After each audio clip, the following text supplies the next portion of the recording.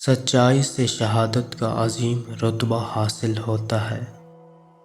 سچائی سے انسان برابر سچ بولنے لگتا ہے اور سچائی تلاش کرتا رہتا ہے، یہاں تک کہ اللہ کے ہاں سچ لکھ دیا جاتا ہے۔ نیکی اچھا اخلاق ہے اور گناہ وہ ہوتا ہے جو تیرے سینے میں کھٹکے اور تو ناپسند جانے کہ لوگوں کو اس چیز کا علم ہو۔ سیدنا ابو امیمہ بیان کرتے ہیں کہ میں نے رسول اللہ صلی اللہ علیہ وسلم کو فرماتے ہوئے سنا ہے، قرآن کثرت سے پڑھا کرو، اس لیے کہ قیامت والے دن یہ اپنے ساتھیوں کے لیے سفارشی بن کر آئے گا۔ گناہ وہ ہے جو تیرے سینے میں کھٹکے اور تو اس پر لوگوں کا مطلع ہونا ناپسند کرے۔ آپس میں محبت کا سبب سلام کی کثرت ہے۔ حضرت ابو ہریرہ سے روایت ہے کہ رسول اللہ صلی اللہ علیہ وسلم نے ارشاد فرمایا، لوگ نماز میں دعا کے وقت اپنی نگاہیں آسمان کی طرف اٹھانے سے باز آ جائیں، ورنہ ان کی بینائی اچک لی جائے گی۔ حضرت جابر فرماتے ہیں کہ میں نے نبی کریم صلی اللہ علیہ وسلم کو ارشاد فرماتے ہوئے سنا ہے، ہر رات میں ایک گھڑی ایسی ہوتی ہے کہ مسلمان بندہ اس میں دنیا و آخرت کی جو خیر مانگتا ہے اللہ تعالیٰ اسے ضرور عطا فرماتا ہے۔ رسول اللہ علیہ وسلم حدیث قدسی میں اپنے رب کا یہ ارشاد مبارک نقل فرماتے ہیں، میں اپنے بندے کے ساتھ ویسا ہی معاملہ کرتا ہوں جیسا کہ وہ میرے ساتھ گمان رکھتا ہے، اور جس وقت وہ مجھ سے دعا کرتا ہے تو میں اس کے ساتھ ہوتا ہوں۔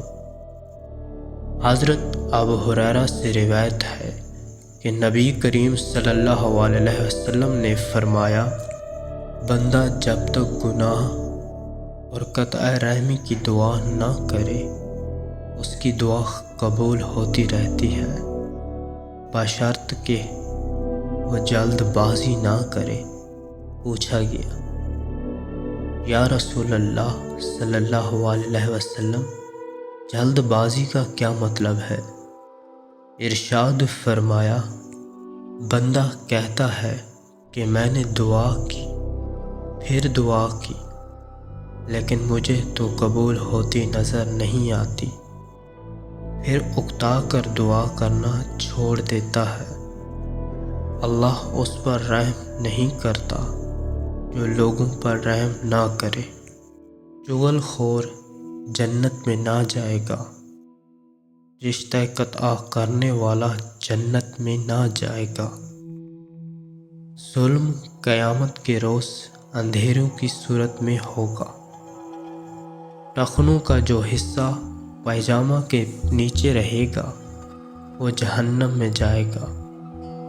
مسلمان تو وہی ہے جس کی زبان اور ہاتھوں کی اعزاز سے مسلمان محفوظ رہیں۔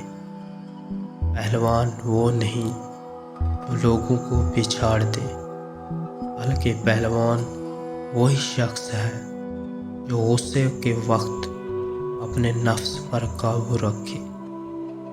اللہ تعالیٰ کے نزدیک سب عملوں میں وہ زیادہ محبوب ہے جو دائمی ہوا اگرچہ تھوڑا ہو۔ اس گھر میں رحمت کے فرشتے نہیں آتے جس میں کتا یا تصویریں۔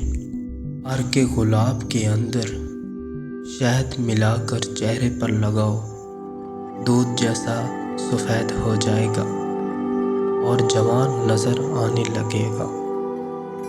تم میں سے وہ شخص میرے نزدیک زیادہ محبوب ہے جو زیادہ خلق والا ہے۔ دنیا مومن کے لیے قید خانہ اور کافر کے لیے جنت ہے۔ حقیقی غنا دل کی غنی ہوتا ہے۔